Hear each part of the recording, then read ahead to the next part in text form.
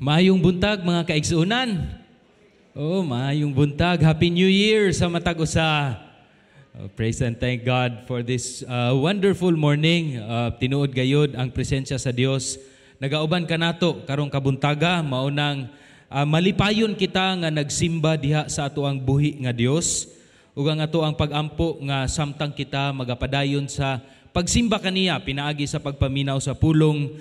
Ang iyahang presensya gayud maghatag og kahupay sa kinsamang kasing-kasing nga naguol karong panahona, pagdasig sa mga kasing-kasing nga gakinahanglan sa mga pagdasig, ug of course ang kasing-kasing nga makahimaya gayud sa Dios ug ang kinabuhi nga makahimaya sa iyang balaan nga pangalan. Tuguti ko nga magampo samtang kita magsugod sa pagwali sa pulong sa Ginoo. Kanimo gayud o Dios ang tanang dungog ug himaya sa milabay nga tuig 2023 sa tanang mga kadaugan ug tanang mga pagsulay nga giagian sa imong mga katawhan o Dios. Nagaampo mi nga ikaw napasidunggan kaniadtong tanan. Salamat Lord kay tinuod gayud ang amoang paglaom labi na nga kami moatubang niining tuig 2024, kabalumi nga daghan ug lain na pod nga mga challenges ug victories within this year. Pero ang amo ang paghangyo gayud Ginoo nga sa kanunay ang amo ang kasing-kasing ready gayud sa pagtuman sa imong mga sugo ug padayon kami nga mahimong masuod diha kang Ginoong Hesus susama sa iyang kasing-kasing ug padayon Ginoo nga moabide sa imuhang pulong. Samtang maminaw kami Lord sa imuhang pulong, tagai kami og paglamdag nga kanunay kami nga magtubo para sa kausaban o Dios sa among tagsa-tagsa ka kinabuhi for your glory and honor. In Jesus' name we pray. Amen. Karong kabuntagon mga igsuon, ako ang gitituluhan ang ato ang mga pagwali sa kini, no? Pagtinguha sa tuig nga mabungahon. Pagtinguha sa tuig nga mabungahon. Ug ato makita nato ang ato ang pagahisgutan karong kabuntagon sa Salmo 131, Psalm 131. This is a very short psalm, 3 verses lang, and it is wonderful also usa ka salmo nga naghatag gayud og pagdasig kanato.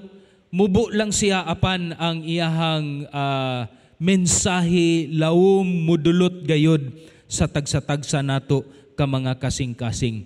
So at the early days of this year, na ako'y kanang Zoom nga meeting with some of those people nga I am accountable, na ako'y accountability nga relationship.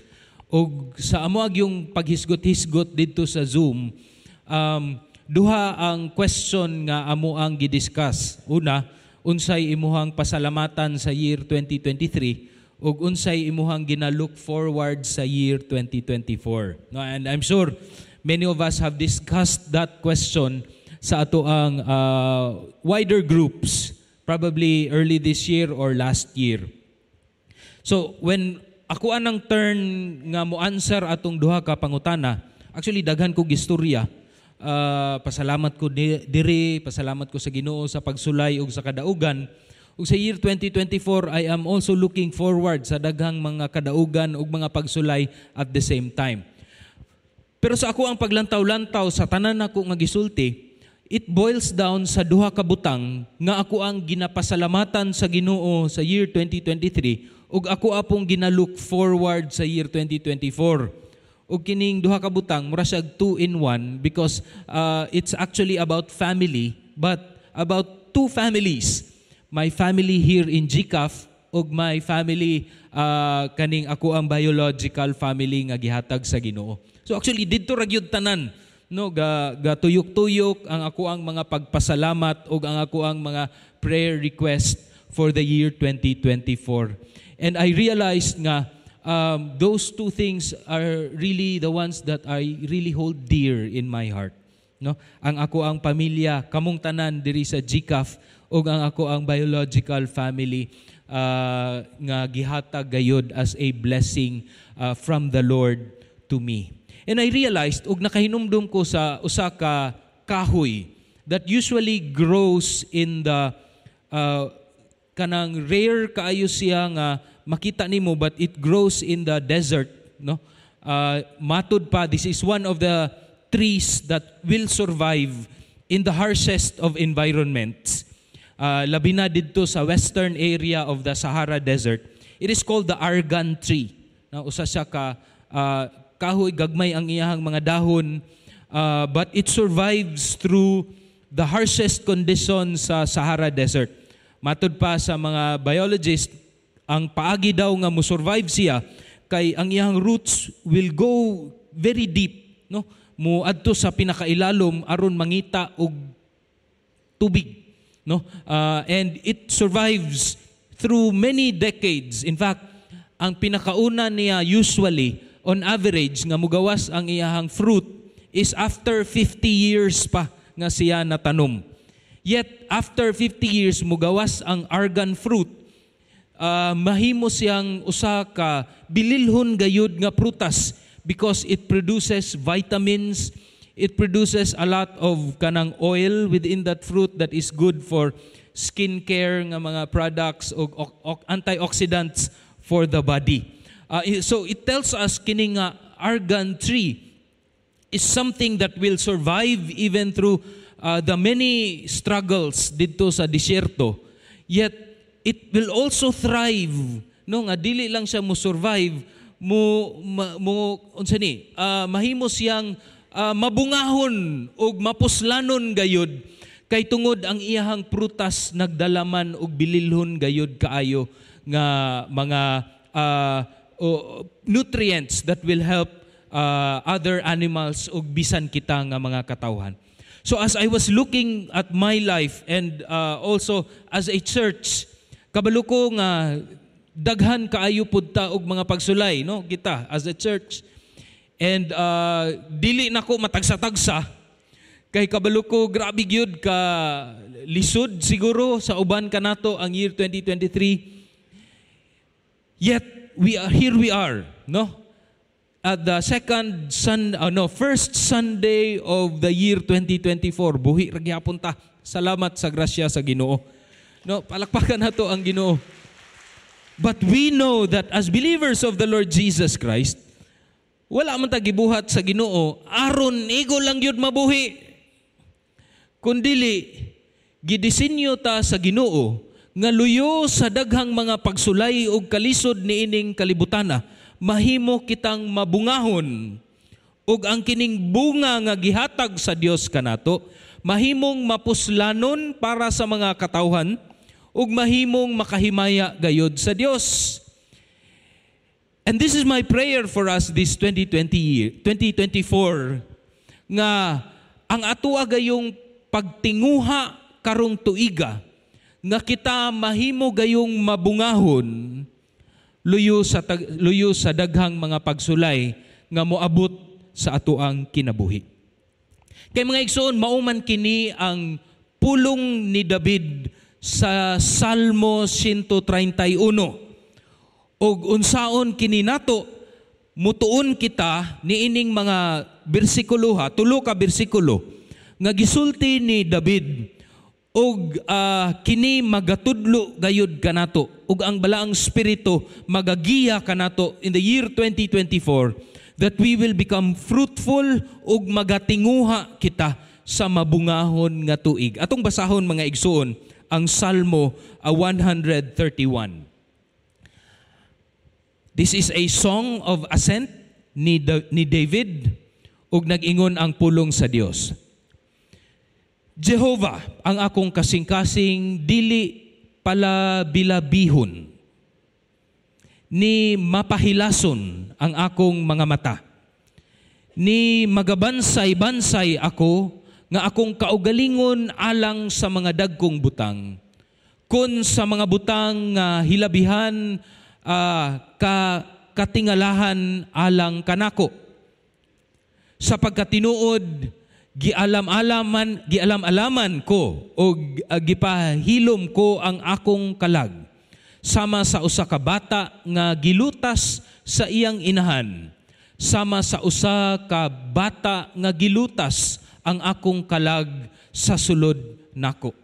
O Israel, lumaom ka kang Jehova, sukad karon ngadto sa umaabot ug sa walay katapusan. Ang Dios magapanalangin sa pulong nga ato ang gibasa. Mga igsuon, this is one of the Song of Ascents, no? Song of Ascents nga gisulat sa mga salmista, including si David, that is found in Psalm 120 up to Psalm 134. 15 ka mga salmo nga naghisgot sa kining ginatawag nga Song of Ascents. Unsa man kini? Daghan og mga ginasulti ang mga scholars about what it is, but most likely matud pa nga kini nga ang Song of Ascents is usually sung by pilgrims or kadtong mga nanglakaw gikan sa ilang panimalay padulong saka didto sa templo sa Jerusalem, and as they are going up to the Temple Mount in Jerusalem, ginabalik-balik ni nila ang 15 ka mga songs ug mag-chant sila ug manganta sila in order for them nga magsugod na daan ang ilahang worship bisan wala pa sila naabot sa templo didto sa Jerusalem. This is usually done in the great annual festivals. Ang Psalm 150 of course is one of the most famous nga mga songs na apil po diha, pero usually kining 120 to 134 are those sung by pilgrims. Dito sa templo sa Zion, they would sing a spiritual song. This is not merely kanang ilahang pagsulti sa kakapoy, sa ilahang pagbiyahe gikan dito sa ilang panimalay. They would express it through songs. Ang ilahang confidence in the Lord, they would express it through songs. But this is also a kanang pagpakita sa spiritual journey nga ilahang ginaagian sa ilahang kinabuhi. Because according to them, Jerusalem was the place or is the place where heaven meets earth. No? Gasaka sila dito, gakanta sila kay mura og didtong dapita mag-abot ang langit ug ang yuta. No? Very beautiful. And there are many topics within this Song of Ascent, Psalm 120 to Psalm 134. And this Song of Ascent, ang Psalm 131, is something that is very precious kay si David gyud ang nagsulat niini. Even today, ang Song of Ascents continues to find places sa ato ang mga hymns ug sa ato ang mga songs. Sa worship sa mga Hudiyo ug sa worship sa mga Christians, naa kini sila ug pwede kini example kini nga pwede gyud nato ma-express ang ato ang kinasuluran sa atong kasing-kasing pinaagi sa mga alawiton. And it is wonderful that we begin our worship diri sa GCAF through worship songs. Kay usa kini kapamaagi nga diin pwede nato simbahon ang ato ang Ginoo, pwede pud nato mapagawas ang ato ang kinasuluran diha sa atubangan sa Dios. The power of a song. These are the Song of Ascents. Ug maabot ka sa Salmo 131. Si David ang composer ani nga psalm, and very few lang kaayo ang gi-compose ni David sa Song of Ascents.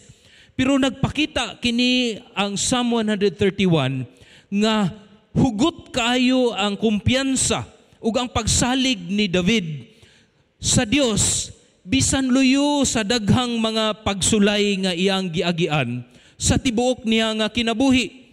This is an attitude that expresses confidence in the Lord. For example, naay duha ka panahon sa batanon pa si David. That is specifically in 1 Samuel chapter 24 o 1 Samuel chapter 26 nga pwede na gyud kuhaon ni David ang iyang kuruna nga mahimo siyang hari dayon bisan og batan-on pa siya. Kay muraman og gideliver sa Dios sa iyang atubangan si King Saul nga gasunod-sunod sa iya kay patyon lagi siya. Pero there are two instances nga si King Saul nisulod sa chapter 24 nisulod sa usa ka langob. Siguro nag-CR siya didto ug wala kabalo si King Saul nga naadi ay si David didto kauban sa iyang army ug niingon ang iyang army nga ready na kayo, dugsakon na lang na nimo, mamatay na, ikaw na dayon ang hari. But David said, ayaw intawon, pwede na unta, pero ayaw intawon because this guy is the anointed one of the Lord. Dili nako, pwede siya nga patyon. In fact, nag-regret kaayo siya. Ang iyang kasing-kasing naguol kaayo kay iyahamang giputlan ang robe ni King Saul while he was there inside the cave. Nganong ako amaning gibuhat? Ana siya. And there was also a second time nga natulog yun sa tent si King Saul. Unya, gitintal pag yun si David kay ang bangkaw. Diri yun gibutang nga nakataop sa yuta sa kilid ni King Saul. Pwede rin yun niya in town, ibalhin lang tong bangkaw, patay si King Saul.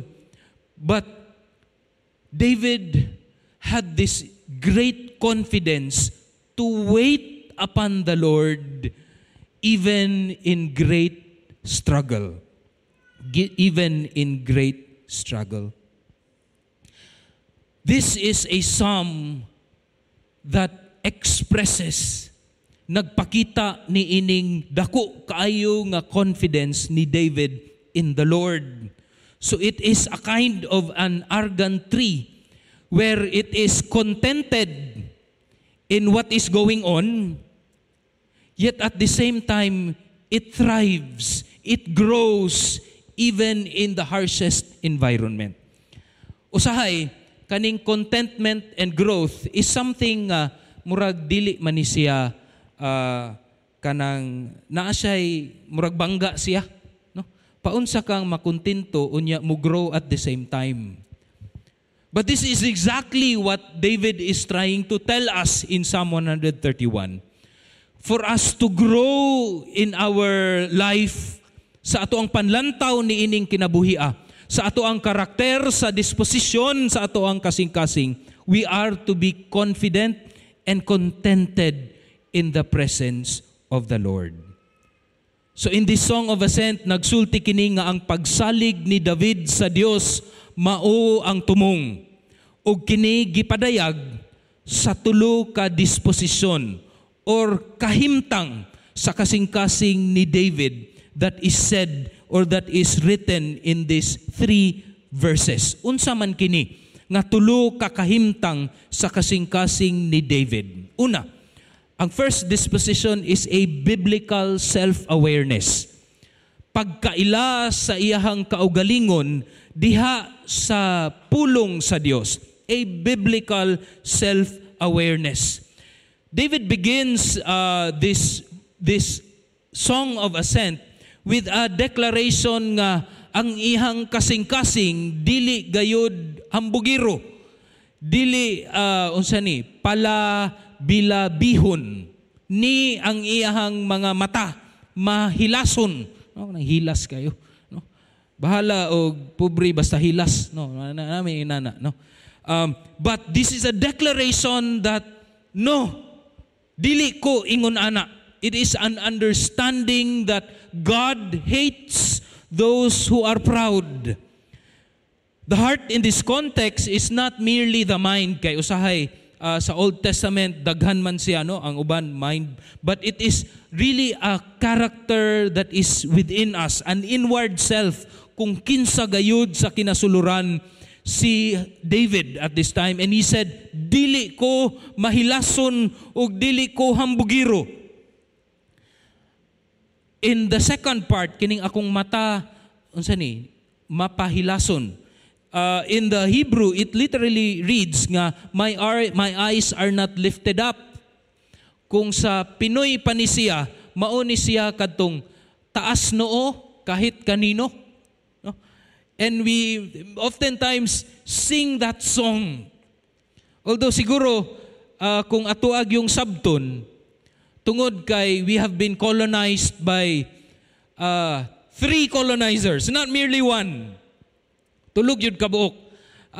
Naa siguro tay mura og character nga mulantaw sa uban nga mga lahi as if they are superior than us. So, to give siguro kanang meaning nga taas noo kahit kanino, to be fair, basin ang gusto ipasabot sa tigsulat sa lyrics is we should look at ourselves not as somebody that is low, no, but a biblical perspective that we are all created in the image and likeness of God, equal in the eyes of God.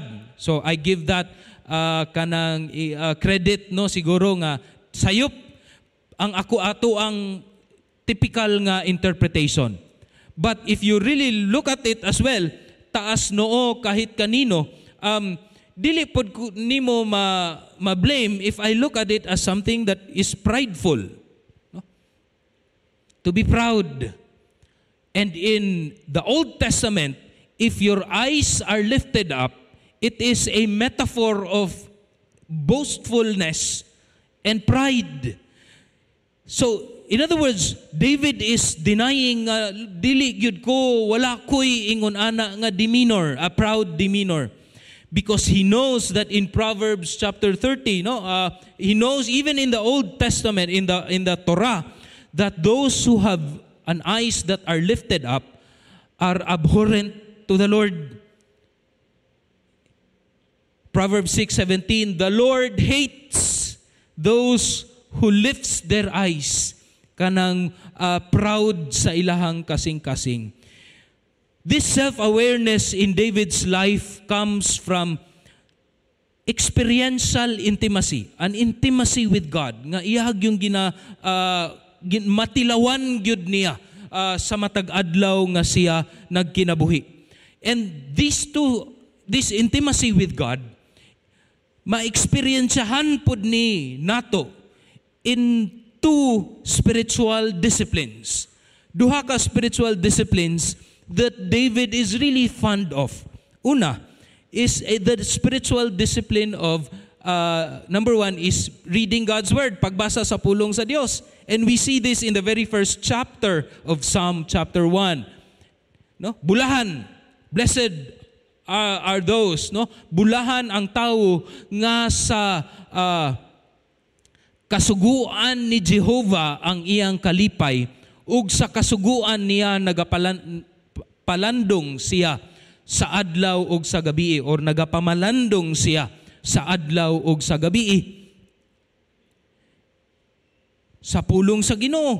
That is why naabot sa punto si David nga niingon siya nga, kabalo ko Lord, that you hate those who are proud and you lift up those who are humble.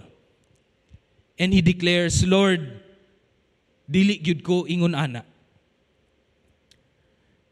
And the second also is connected ra gihapon ni siya. Not merely the reading of God's Word, but this includes prayer, ang pagtinguha sa presensya sa Dios. Nag-ingon ang Salmo 42, gikan kang sa kasing-kasing ni David, ingon nga ang lagsaw nangandoy sa pagpangita sa tubig sa kasapaan, mauusab ang akong kalag, nangandoy sa pagpangita kanimo, O Dios. Pagpangandoy sa presensya sa Dios, as the deer pants for water, my soul thirsts for you, O Lord. Giuhaw ang akong kasing-kasing sa imong presensya, O Dios.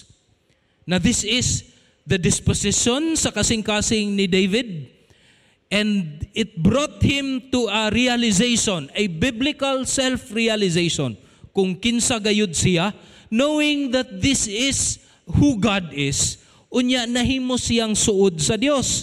As David gets to know more of the Lord, the Lord changes his heart, changes his disposition to one that is kanang humble, not proud, but really nga nagatinguha sa presensya sa Dios. And as a result, nisulti ni David nga since siya walay ingon ani nga panlantaw sa iyang kaugalingon, gipadayon niya sa ikaduha nga bersikulo or sa second part of verse 1 nga he rejected any bold kind of ambitions sa mga butang nga hilabihan ka katingalahan alang kanako. Wala nako nangandoy ni ana or nagabansay ni anang mga butanga.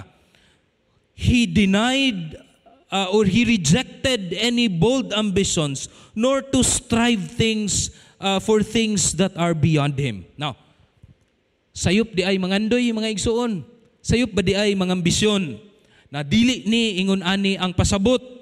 We should not interpret this into thinking nga ang salmista or si David, dili siya gusto nga mahimong makakuha sa iyahang mga or a high status in society, because we know that David became the greatest person in Israel because he became king. No? So it is not against kanang high positions or kanang makakuha sa imuhang ambisyon sa kinabuhi. Pero we need to understand nga ang pangandoy nato or pangutanon nato ang ato ang kaugalingon nga kinibang pangandoy nato mao ba pod ang pangandoy sa Dios para kanato.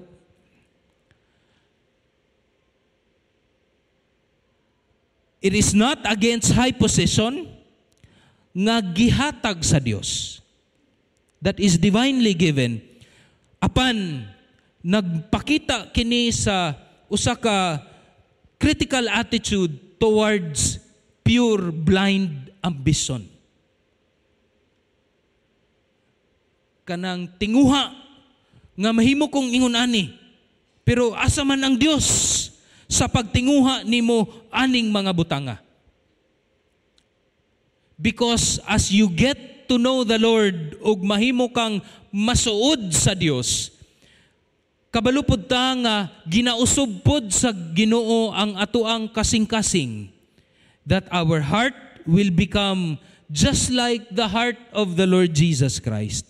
And as we grow into becoming like the Lord Jesus Christ, murag ginaputol pod nato napoy pruning nga nagakahitabo. Nga kabaluta sa kining mga butanga, kining nga pangandoy dili gyud mahimaya ang Ginoo, dili nako ani. Try to imagine your life before you became a believer of the Lord Jesus Christ. Naamang kay daghang pangandoy, di ba? Ang usag yun siguro ana ang pangandoy nga mutambok ang ako ang pitaka or ang ako ang bank account. But then as you have gotten to know the heart of the Lord Jesus Christ, okay ra, pero dili na gyud siya ang imuhang number one nga pangandoy. Dili ba? Now this is exactly what David is saying, that as God changed his heart into becoming more like God's heart, wala na ko nangandoy, Lord, ni adtong butang nga dili nimo pangandoy para sa ako ang kinabuhi. You know, when we look at ourselves, usahay biya kay we measure ourselves differently by how people looks at us. No? O at the same time, lahi pod ang ato ang pag-measure sa tao kung sa ato ang panlantaw lamang. No? Let me make this point. Nay usa ka bishop nga nisakay siya sa usa ka barko padulong sa usa ka lugar. Unya gi-assign siya, iyang ticket was didto sa usa ka cabin nga naa siya ay kauban. So pagsulod niya sa cabin, kita siya sa iyang kauban, wala siya ni istorya, hilom-hilom sila lang duha. Gi-arrange niya iyang mga sanina, nigawas siguro ang nigawas ang iyang kauban sa cabin, unya nibalik, unya siya nigawas pod og niadto siya sa kanang usa ka opisyal sa barko og niingon siya nga, "Sir, na ako'y gold nga unsa ni, gold nga relo, gold nga kabtangan, naamoy kanang butanganan diri nga safe or basig kanang box nga safe bitaw, palihog ko tagui kay basin unya kawaton sa ako ang kauban sa cabin kining ako ang mga bililhon nga mga butang. Gidala siya sa usa ka tawo or sa katong opisyalis didto sa ilahang safe box in the ship. Unya pag abri niya sa safe box, naa na may mga butang nga tuwa pod didto, mga bililhon pod nga mga butang. Niingon ang katong officer nga, Bishop, sir, katong imuhang kauban sa cabin, nakauna siya, sir. Iyahang gibutang na ang iyahang mga kabtangan dinhi sa safe box, kay mahadlok pod siya nga basig kawaton nimo. Pero okay ra, sir. Ako rapod ng taguan kay safe pod na siya dinhing dapita. So this little story tells us two things. First, we can never really see ourselves the ways others see us. No? Naatay panlantaw sa atong kaugalingon, pero ang ubang tawo lahi di ay ilang panlantaw sa ato. No? That is why small groups are very good in helping us see ourselves, no, kung who we really are. Ikaduha, dili pud ta maayo in really seeing who we are. We are not really that good in seeing ourselves the way we truly are. And that is why many of our ambitions are kanang hooked sa ato ang pagkaila sa atong kaugalingon. Isn't it? No? Kung panlantaw nato sa atong kaugalingon nga, ingon ani man ko. So, kaya nako ning buhaton ang ingon ani. The reason why David said nga wala ko nagalantaw nalagpot man. Wala ko nagalantaw sa mga butang too big for me is because he had a self-awareness. Nakaila siya sa iyang kaugalingon as he has gotten closer and more intimate to the Lord. Now, I believe that this is also, if there are New Year's resolution, kinigyud siguro ang number 1. That we get to know who we truly are. Pinaagi sa pagkasuod sa Ginoo. Paunsa na, pagbasa sa iyang pulong, ug sa pagpangandoy sa iyang presensya through prayer. And as we get to know that, we get to know the heart of the Lord, then it helps us not to be proud, but to see ourselves sa mata sa Ginoo. Ang kalibutan, the world's disposition is this. Ang identity is a social construct. That is why LGBTQ movement thrives, because ang imuha ko nung gender is a social construct. Dili gyud siya tinuod nga naay babae o lalaki, kundi kung unsay sulti sa community, kung unsay pwede, so pwede pud ka mosulod ana. No? So there's not a binary nga laki babae anymore, kay ni change naman ang community. Ni change naman ang ato ang society. So okay ra pod nga mo change na pod ka. So undangin na ng babae o lalaki lang. No? So this social construct means nga ang unsay gibililhon sa mga katawhan are the ones that you should strive for para sa imong kaugalingon. This means that the values people hold dear karon are reflection of the society's perception kung unsay perfect image of what humanity should be. Para sa kalibutan, ang perfect social image kay naa siya'y, regardless kung asa ka nga lugar, naa siya'y similarity, though it is expressed in different expressions. Example, sa Western countries may value independence, no? Scientific and logical nga reasoning, equality, not only in kinsata, equal ang ato ang pagkatao, but even in roles. That is why kanang kusog kaayo karon ang equal in the workplace. Dapat walay gender pay gap, no? Kana nga mga discussions and mga istorya, debates in the world. So, these are very important for the world kay it will result man to a person nga I am a self-made man or a self-made woman.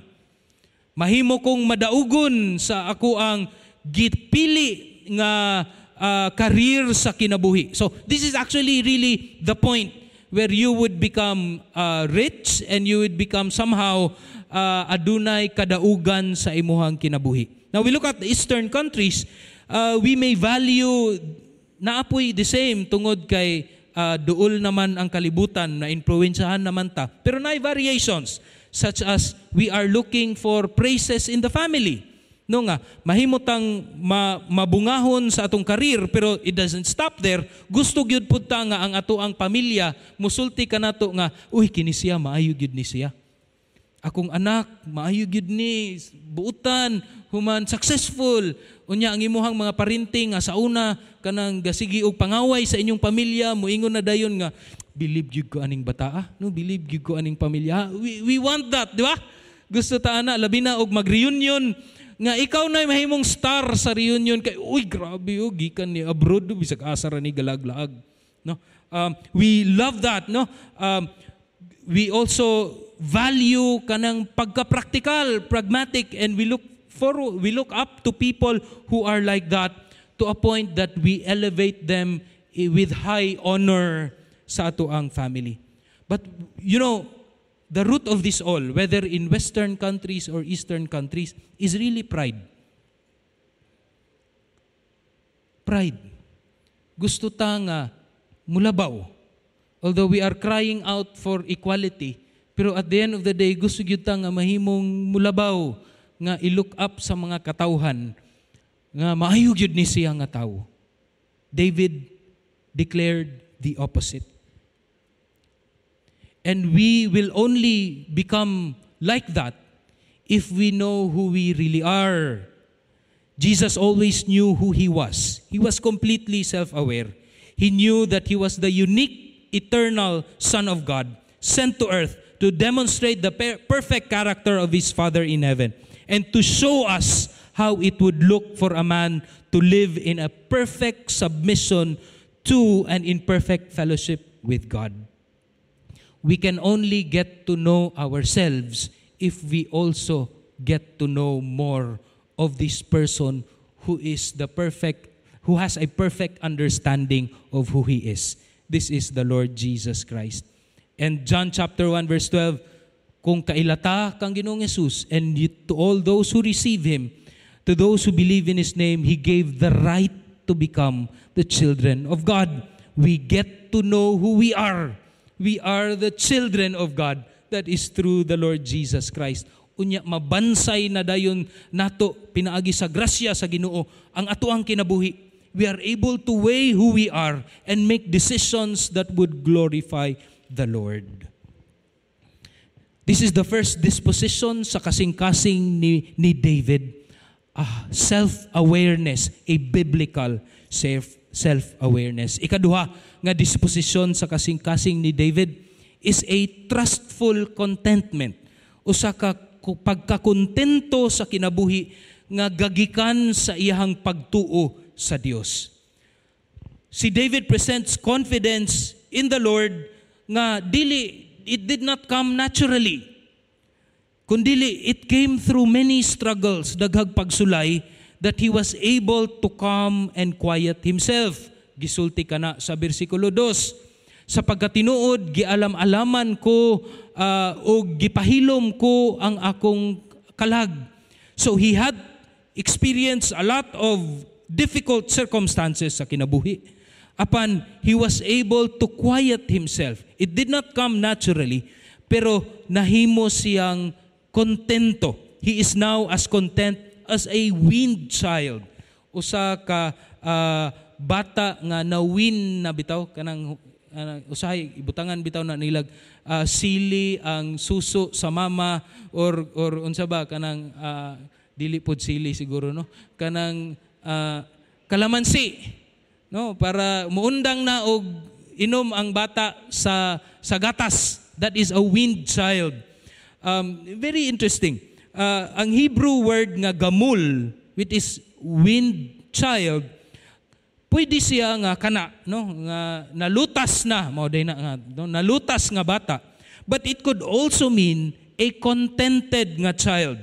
So, there are two things here nga pwede. No, una, kining bata, he is no longer restless, no? Because the child no longer frets for the milk of the mother. Kay pwede naman siya makakaon og lain or makainom og lain, dili lang ang milk. So dili na siya as kiat kumpara sa katong bata nga milk ra gyud, no? That could be one. But the other meaning could be kaning contented siya nga child nga yes, he is still drinking only the mother's milk, but he is satisfied with it, and he can lie contented sa iyahang mama nga breasts. So regardless kung unsa, pero ang picture nga gihatag ni David here is a kind of trustful contentment and confidence nga iyahang gina-experience at this moment.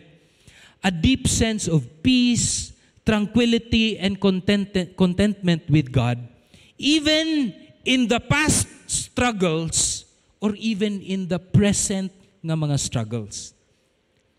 He is like a baby lying contented in the arms of the Father. And that is because he has great faith and confidence in God. Ug kabalo man ta ani nga it is impossible to please God apart from faith. This is something that glorifies God, but at the same time, it is not merely something that the Lord will be glorified, but it is also kanang makahatag og peace and tranquility to us. That's why in the book of Ephesians, faith is a gift from God. Faith is a gift from God that will lead us to salvation, kaluwasan. It is not something that we do on our own. That is in Ephesians 2:8-9. It is grace gihatag sa Ginoo kanato. Faith is part of the armor of God. So maka-experience po di ayta sa resulta sa faith. It is like a shield that protects us from the flaming arrows of the evil ones. So bisan naay kagubot sa palibot, kung naatay pagtuo nga makahimaya sa Dios, naagihapon tay peace and tranquility in our lives. So I was really tempted to put here nga childlike faith, no? Ang second disposition, a childlike faith, because they are talking about a child. Pero I decided not to use that word kay basin og ma-abuse nato ang childlike faith. Kay kabalo man ta nga ang children are easily fooled. Dali ra mailad, easily led astray, gullible, no? Dali ra mailad. They tend to miss the truth, ang children, and they are drawn to myths and fantasies, kini nga children.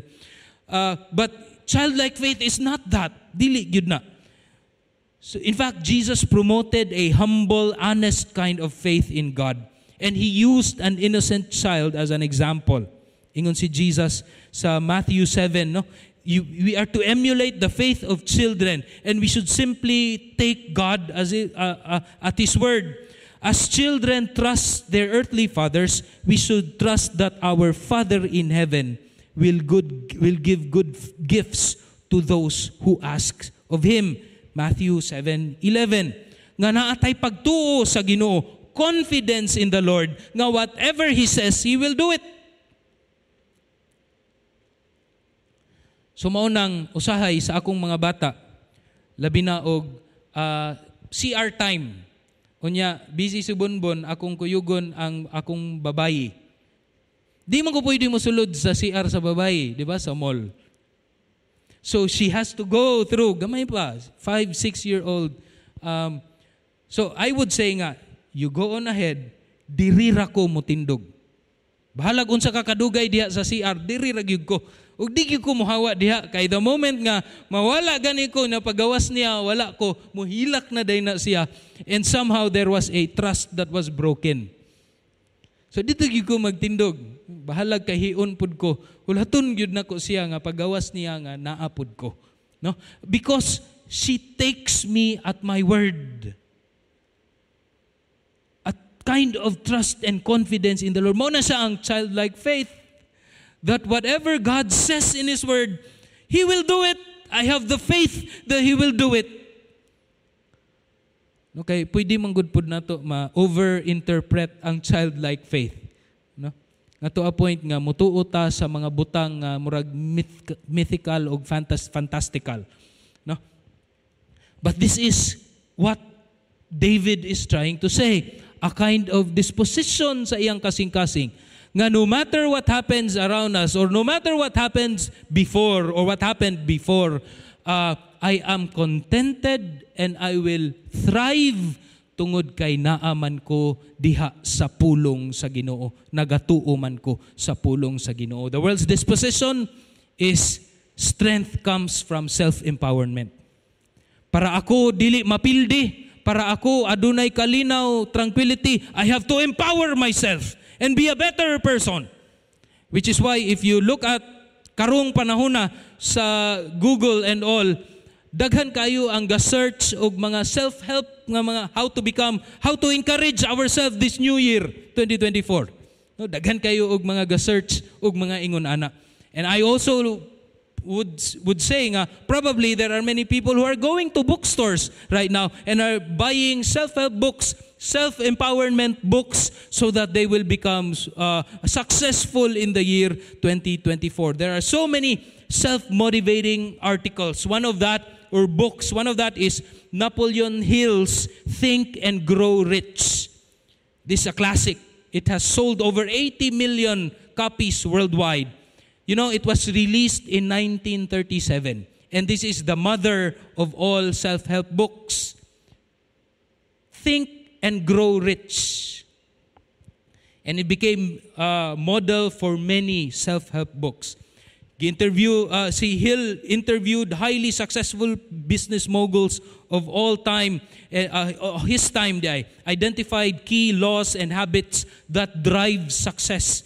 Among these were ang imong desire, no, ang imong faith, imong persistence, ang suppression of doubt, kanang negativity, positive lang mga igsoon, positive lang 2024, and it remains a classic during even up until karon. And as a result, he knew of many powerful people, presidents and all. Pero nasa book in 1967, kuan gyapon, Think and kini gyapon nga title na alay dugang.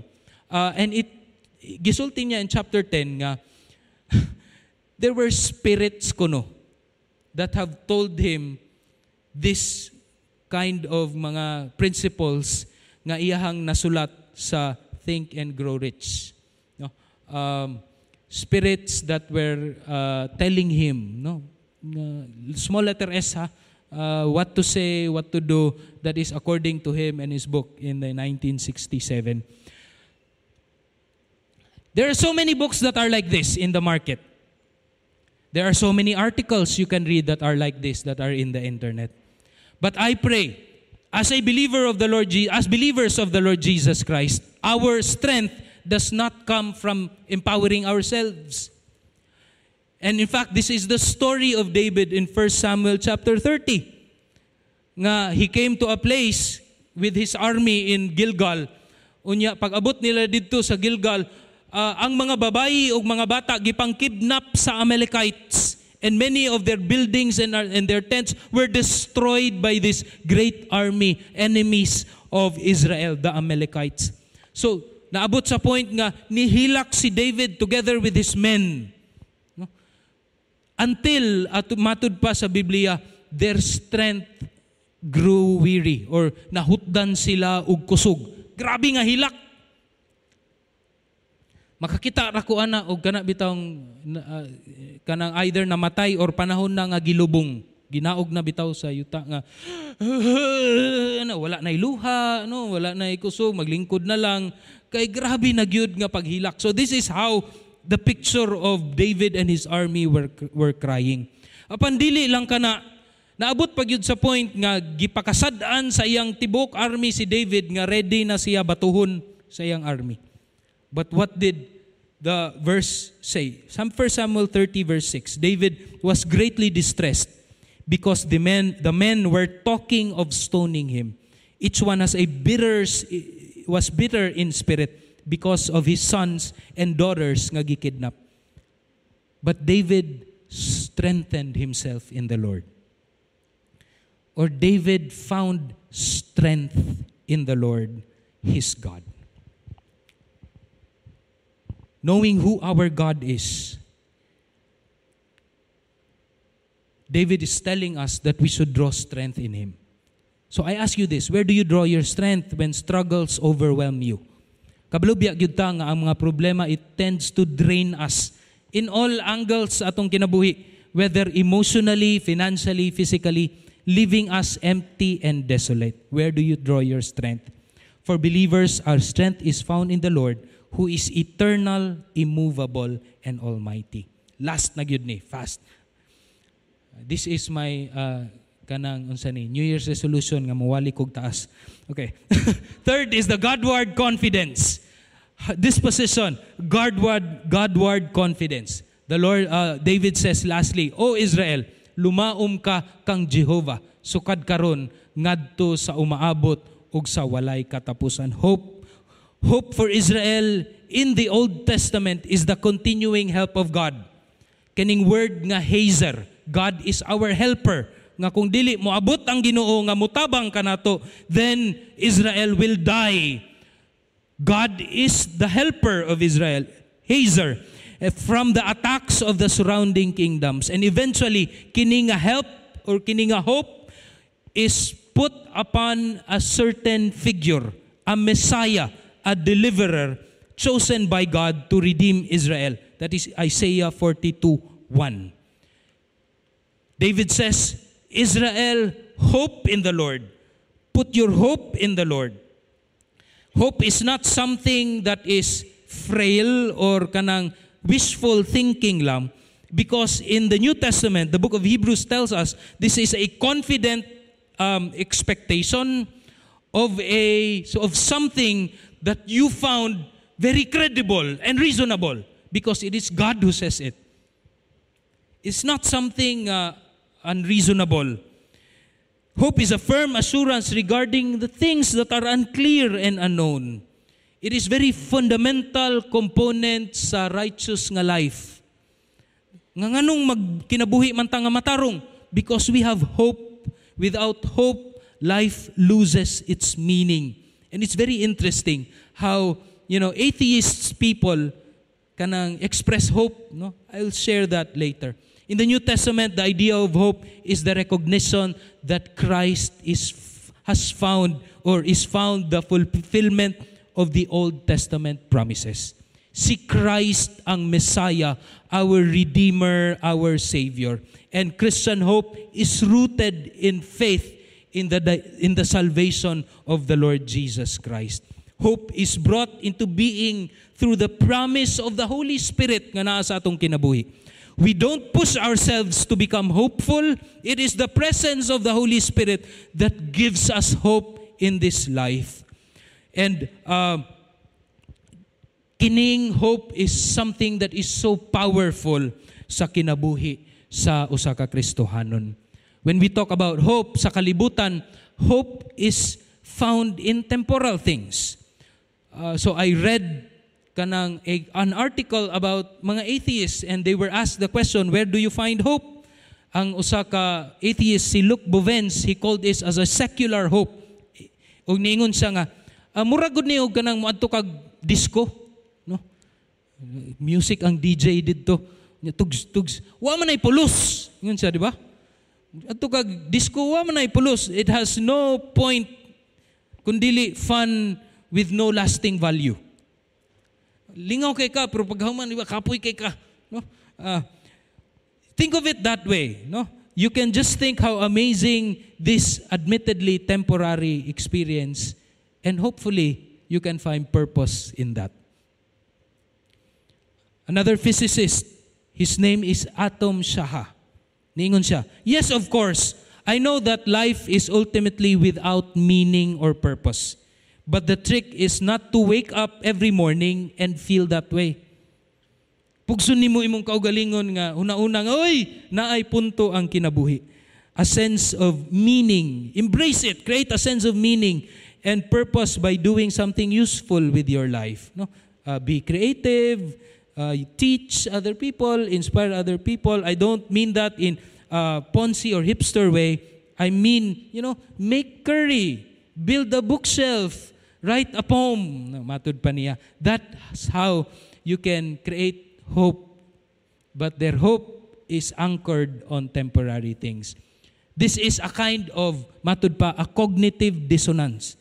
They would say that they are very reasonable, but when it comes to hope, dili magabulag ang ilahang reasoning in their minds. Interestingly, the word Messiah can be translated also into anointed one. Anointed one. And in the Old Testament, there are only 3 kinds of people that are anointed through oil. Number 1 would be the priest. Si Aaron was anointed. Prophets are also anointed with oil. And the king, si David, was also anointed with oil. And Jesus, as the anointed one in the New Testament, actually fulfilled those 3 offices. Prophet, priest, and king. He is a prophet because he embodied and preached the word of God. He is a priest because his death atones for our sins. Gipasaylo niya ang atuang sala. Ug kita napasiguli na sa Dios Amahan. Ug siya ang hari because after his resurrection, human siya nabanaw, God gave all authority to him. Matthew chapter 20.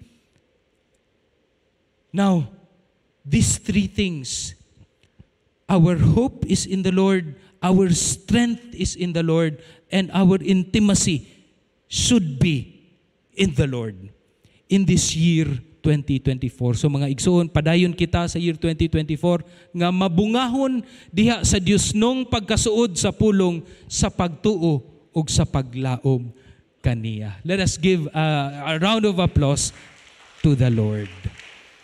Amen mga igsoon.